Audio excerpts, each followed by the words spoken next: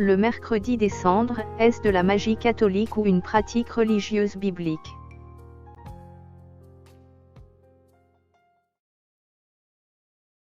Voici en vidéo, la célébration de la messe du mercredi des cendres qui s'est déroulée à Rome le 26 février 2020. Dans cette vidéo, un cardinal impose des cendres sur le front du héros des fidèles catholiques, le tristement célèbre pape François. Ce dernier va ensuite imposer à son tour des cendres sur le front des cardinaux, bénédictins et dominicains qui étaient présents pendant la célébration de la messe du mercredi des cendres. Dans ta bonté, exauce notre prière, bénis les cendres dont nous serons marqués, nous qui venons de la terre et devons retourner à la terre. En nous appliquant à observer le carême, puissions-nous obtenir le pardon de nos péchés et vivre de la vie nouvelle à l'image de ton Fils ressuscité. Amen.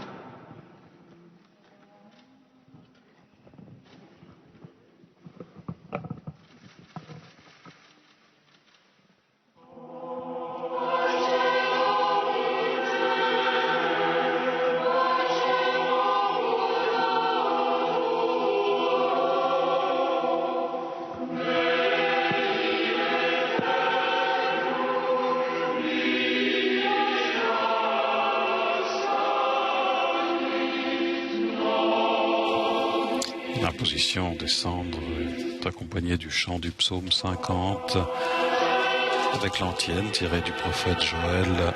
Pardonne Seigneur, pardonne à ton peuple et ne nous inflige pas ta punition éternelle. C'est le cardinal slovaque Josef Tomko, titulaire de Sainte-Sabine, qui impose les cendres au Saint-Père. Le pape qui les lui impose à son tour et qui devrait également imposer les cendres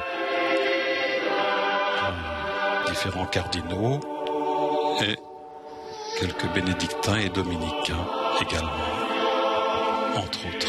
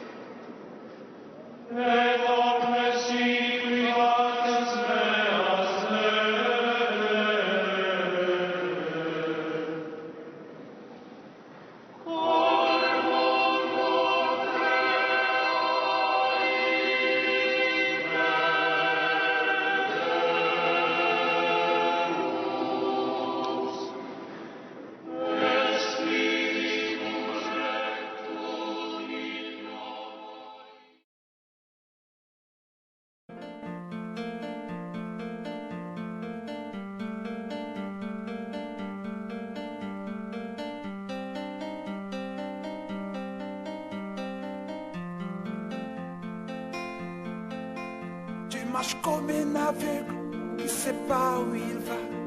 Tu marches comme un sourd qui n'entend rien du tout. Tu t'en fous des dieux, tu te moques de sa Bible. Mais un jour, tu couleras des larmes pour tout cela.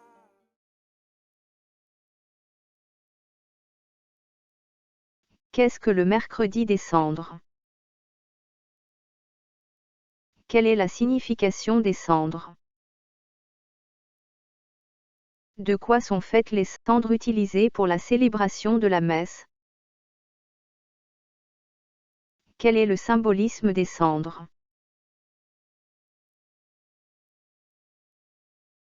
Selon le site internet église.catholique.fr, nous lisons: le mercredi des cendres, premier jour du carême, est marqué par l'imposition des cendres. Le mercredi des cendres évoque globalement la représentation du péché et la fragilité de l'être. On peut y lire que quand l'homme se recouvre de cendres, c'est qu'il veut montrer à Dieu qu'il reconnaît ses fautes. Par voie de conséquence, il demande à Dieu le pardon de ses péchés, il fait pénitence. En 2020, le mercredi des cendres est fêté le mercredi 26 février. On trouve déjà le symbolisme des cendres dans l'Ancien Testament.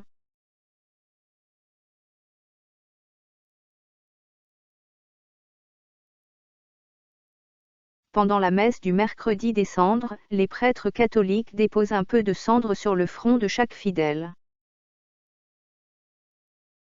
En traçant une croix sur le front de chaque fidèle avec les cendres, le prêtre catholique dit « Convertissez-vous et croyez à la bonne nouvelle ».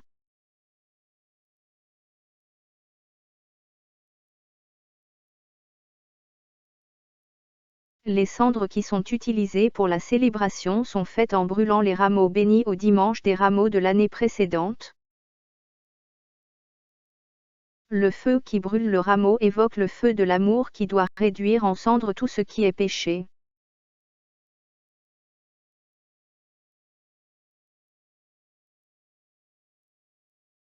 La cendre est un symbole de renaissance. La cendre est appliquée sur le front pour appeler plus clairement encore à la conversion, précisément par le chemin de l'humilité. La cendre, c'est ce qui reste quand le feu a détruit la matière dont il s'est emparé. Quand on constate qu'il y a des cendres, c'est qu'apparemment il ne reste plus rien de ce que le feu a détruit. C'est l'image de la pauvreté. Mais les cendres peuvent aussi fertiliser la terre et la vie peut renaître sous les cendres. Tout en le marquant, le prêtre dit aux fidèles, « Convertissez-vous et croyez à la bonne nouvelle ». L'évangile de ce jour est un passage de Saint Matthieu chapitre 6, versets 1 à 6 et 16 à 18 qui incite les fidèles à prier et agir, non pas de manière orgueilleuse et ostentatoire, mais dans le secret de leur cœur.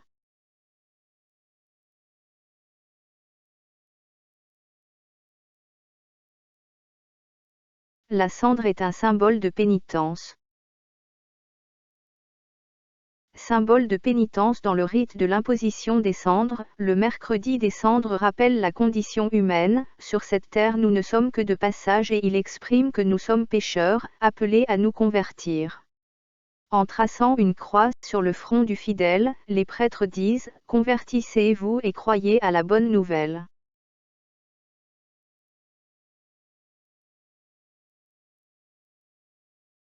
Ouvrons maintenant la Bible. À la lumière de la parole de l'Éternel Tout-Puissant, nous verrons bien si le mercredi des cendres est une pratique religieuse biblique.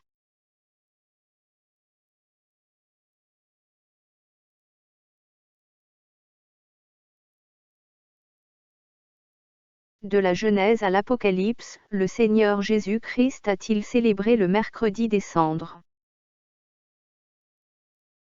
La réponse est non. De la Genèse à l'Apocalypse, les apôtres du Seigneur Jésus-Christ ont-ils célébré le mercredi des cendres? La réponse est non. De la Genèse à l'Apocalypse, les disciples du Seigneur Jésus-Christ ont-ils célébré le mercredi des cendres? La réponse est non. Ainsi donc, à la lumière de la Bible, le Seigneur Jésus-Christ, ses apôtres et ses disciples n'ont jamais célébré le mercredi des cendres. Ils n'ont jamais appliqué des cendres sur le front de qui que ce soit. Les prêtres catholiques et le mystère des cendres. Pendant la messe du mercredi des cendres, pourquoi les prêtres catholiques déposent-ils des cendres sur le front des fidèles catholiques quand ils disent « Convertissez-vous et croyez à la bonne nouvelle ». Ouvrons la Bible et écoutons Jean-Baptiste et le Seigneur Jésus-Christ. Jean-Baptiste.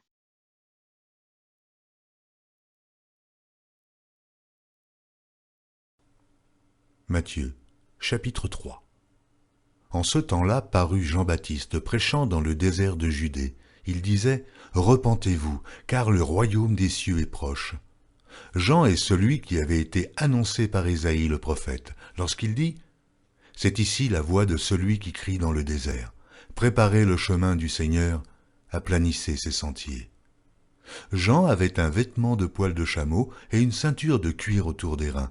Il se nourrissait de sauterelles et de miel sauvage. Les habitants de Jérusalem, de toute la Judée et de tout le pays des environs du Jourdain se rendaient auprès de lui. Ils confessaient leurs péchés, ils se faisaient baptiser par lui dans le fleuve du Jourdain. Marc, chapitre 1. Commencement de l'évangile de Jésus-Christ, Fils de Dieu. Selon ce qui est écrit dans Ésaïe le prophète, « Voici, j'envoie devant toi mon messager, qui préparera ton chemin. C'est la voix de celui qui crie dans le désert. Préparez le chemin du Seigneur, aplanissez ses sentiers. » Jean parut baptisant dans le désert et prêchant le baptême de repentance pour la rémission des péchés. Tout le pays de Judée et tous les habitants de Jérusalem se rendaient auprès de lui, et confessant leurs péchés, ils se faisaient baptiser par lui dans le fleuve du Jourdain. Le Seigneur Jésus-Christ.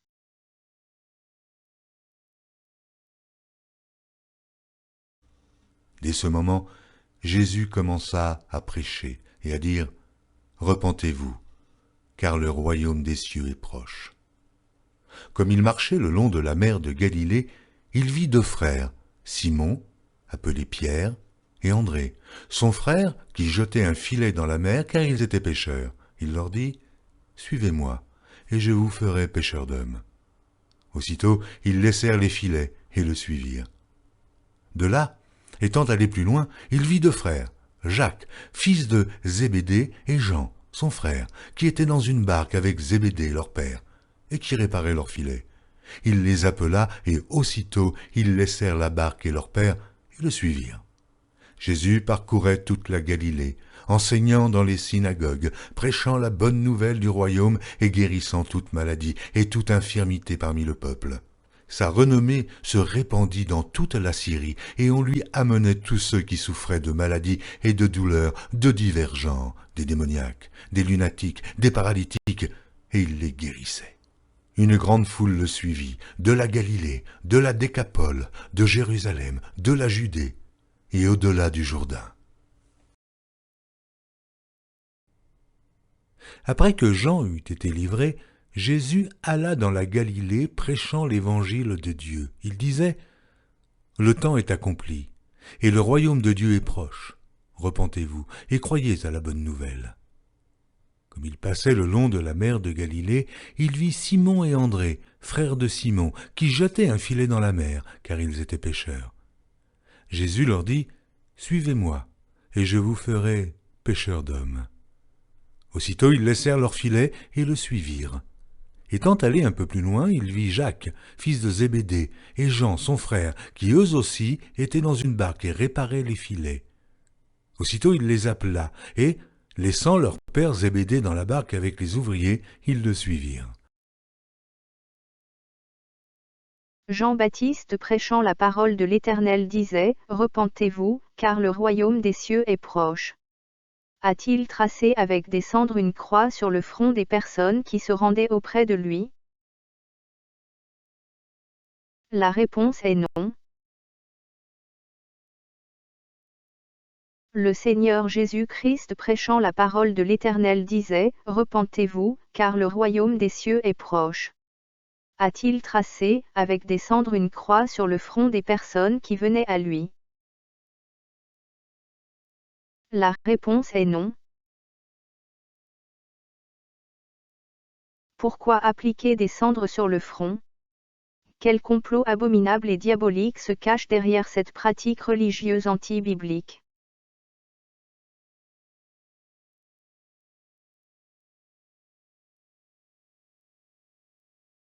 Le mercredi des cendres est-il biblique? La réponse est non. Le mercredi des cendres n'est pas une pratique religieuse biblique. C'est de l'occultisme, de la magie catholique appelée encore magie sainte. Dans la Bible, Jean-Baptiste, le Seigneur Jésus-Christ, les apôtres du Seigneur Jésus-Christ, les disciples du Seigneur Jésus-Christ n'ont jamais déposé des cendres sur le front des personnes qui venaient à eux.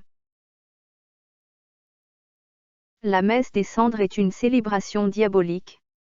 Purement diabolique. C'est encore l'un des nombreux mensonges du diable au sein du catholicisme. Déposer des cendres sur le front des fidèles est un geste diabolique et anti-biblique.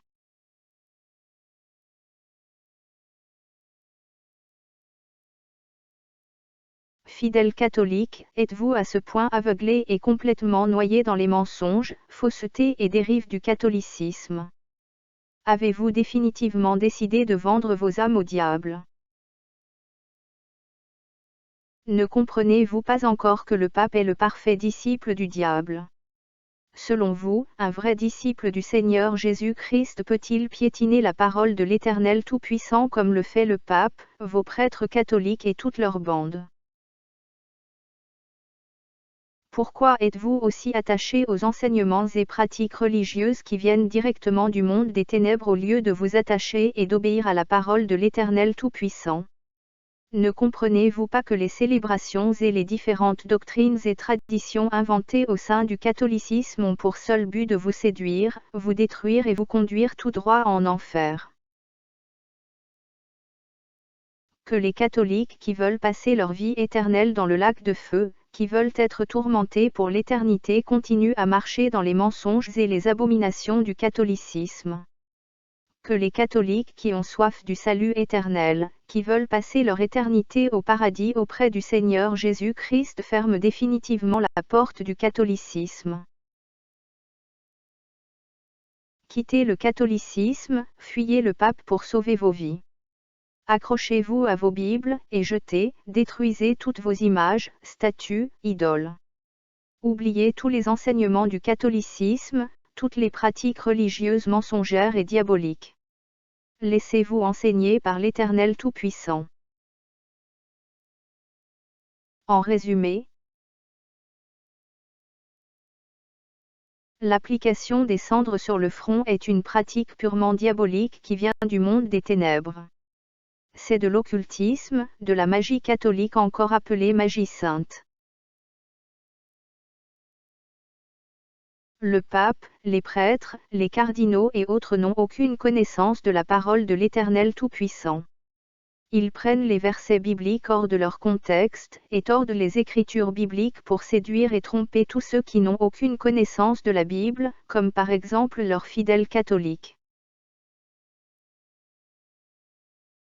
Pour se convertir et croire à la bonne nouvelle, l'Éternel Tout-Puissant n'a jamais dit qu'il faut appliquer des cendres sur le front.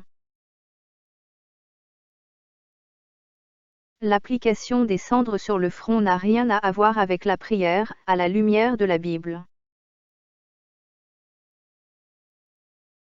Quand les prêtres catholiques appliquent des cendres sur le front de leurs fidèles, ils sacrifient leurs âmes au diable et aux démons. Que les catholiques qui ont des oreilles pour entendre entendent. Que celui qui a des oreilles pour entendre, entende.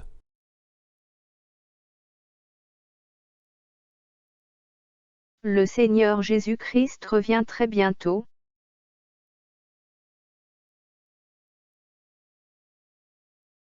Voici, je viens bientôt, et ma rétribution est avec moi, pour rendre à chacun selon ce qu'est son œuvre. Je suis l'alpha et l'oméga, le premier et le dernier, le commencement et la fin. Heureux ceux qui lavent leurs robes, afin d'avoir droit à l'arbre de vie, et d'entrer par les portes dans la ville. Dehors les chiens, les enchanteurs, les impudiques, les meurtriers, les idolâtres, et quiconque aime et pratique le mensonge. Moi, Jésus, j'ai envoyé mon ange pour vous attester ces choses dans les églises.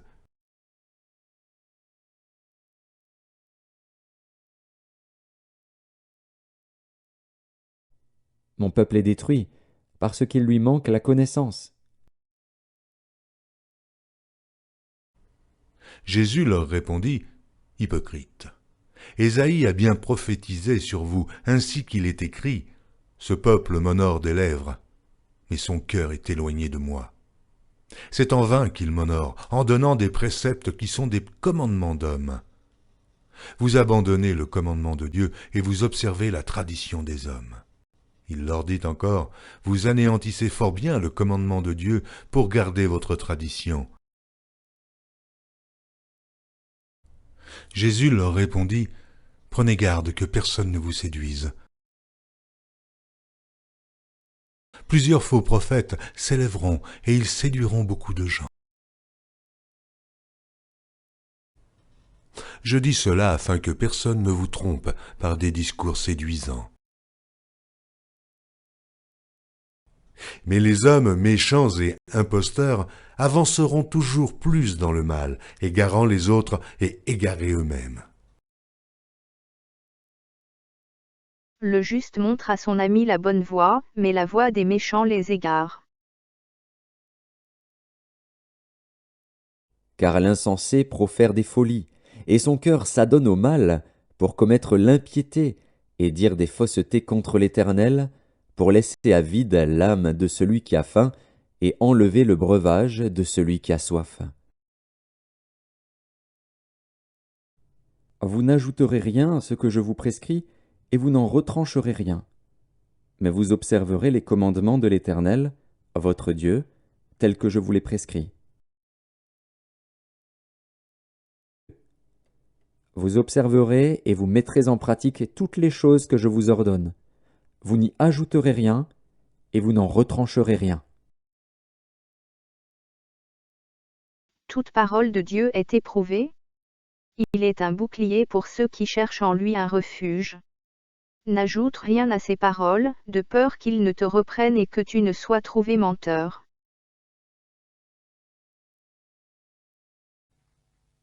Ta demeure est au sein de la fausseté. C'est par fausseté qu'ils refusent de me connaître, dit l'Éternel. Leur langue est un trait meurtrier. Ils ne disent que des mensonges. De la bouche, ils parlent de paix à leur prochain, et au fond du cœur, ils lui dressent des pièges. Ne les châtierai-je pas pour ces choses-là, dit l'Éternel? Ne me vengerai-je pas d'une pareille nation? Éloignez-vous d'eux, car de tels hommes ne servent point Christ notre Seigneur, mais leur propre ventre, et, par des paroles douces et flatteuses, ils séduisent les cœurs des simples. Et celui qui était assis sur le trône dit, « Voici, je fais toutes choses nouvelles. » Et il dit, « Écris, car ces paroles sont certaines et véritables. » Et il me dit, « C'est fait. Je suis l'alpha et l'oméga, le commencement et la fin. À celui qui a soif, je donnerai de la source de l'eau de la vie gratuitement. Celui qui vaincra héritera ces choses. Je serai son Dieu, et il sera mon fils. Mais pour les lâches, les incrédules, les abominables, les meurtriers, les impudiques, les enchanteurs, les idolâtres, et tous les menteurs, leur part sera dans l'étang ardent de feu et de soufre, ce qui est la seconde mort. Je le déclare à quiconque entend les paroles de la prophétie de ce livre. Si quelqu'un y ajoute quelque chose, Dieu le frappera des fléaux décrits dans ce livre. Et si quelqu'un retranche quelque chose des paroles du livre de cette prophétie, Dieu retranchera sa part de l'arbre de la vie et de la ville sainte décrits dans ce livre. Celui qui atteste ces choses dit, « Oui, je viens bientôt. Amen. Viens, Seigneur Jésus. » Que la grâce du Seigneur Jésus soit avec tous.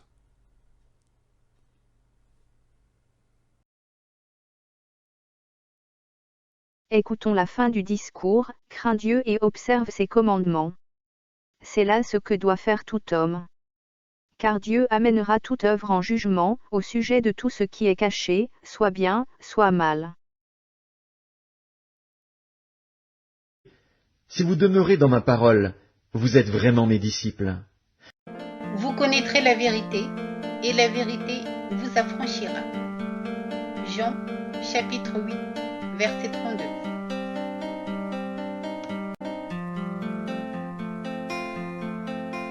Tu marches comme un aveugle qui ne sait pas où il va. Tu marches comme un sourd qui n'entend rien du tout. Tu t'en fous des dieux, tu te moques de sa Bible. Mais un jour, tu couleras des larmes pour tout cela. Tu vas couler des larmes, tu vas pleurer un jour. Dis-moi, si tu mourrais ce soir, me diras-tu à Dieu? Si tu mourais demain, que diras-tu à Dieu? Mais si tu mourrais ce soir, que diras-tu à Dieu? Si tu mourais demain, que diras-tu à Dieu?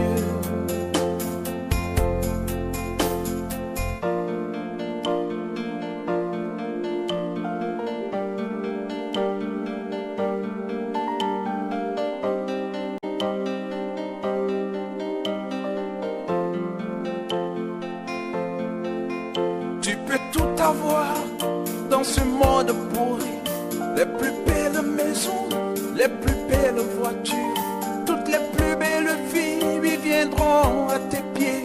Mais un jour, tu couleras des larmes pour tout cela. Tu vas couler des larmes, tu vas pleurer un jour. Dis-moi si tu mourrais ce soir, mais que diras-tu à Dieu? Si tu mourrais demain, que diras-tu à Dieu? Si tu mourrais ce soir,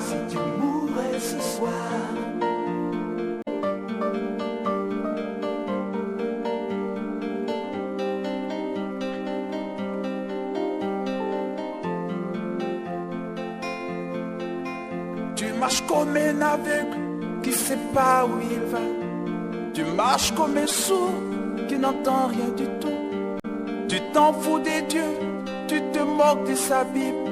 Mais un jour, tu couleras des larmes pour tout cela.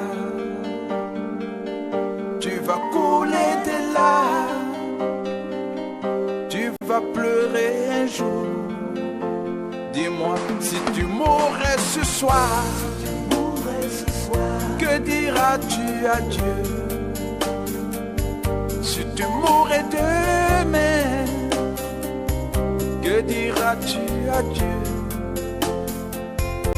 Si tu mourrais ce soir, que diras-tu à Dieu?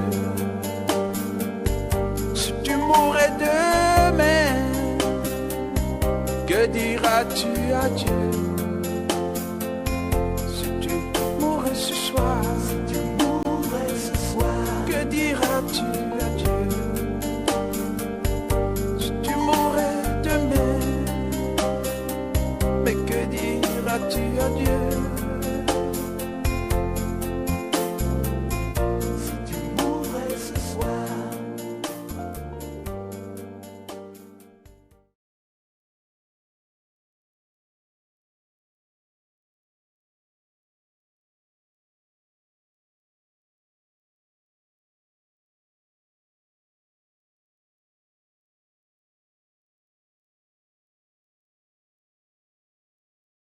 Tu n'auras pas d'autre Dieu devant ma face. Tu ne te feras point d'image taillée, ni de représentation quelconque des choses qui sont en haut dans les cieux, qui sont en bas sur la terre, et qui sont dans les eaux plus bas que la terre. Tu ne te prosterneras point devant elles, et tu ne les serviras point. Car moi, l'Éternel, ton Dieu, je suis un Dieu jaloux, qui punit l'iniquité des pères sur les enfants, jusqu'à la 3e et à la 4e génération de ceux qui me haïssent, et qui fait miséricorde jusqu'en 1000 générations à ceux qui m'aiment et qui gardent mes commandements.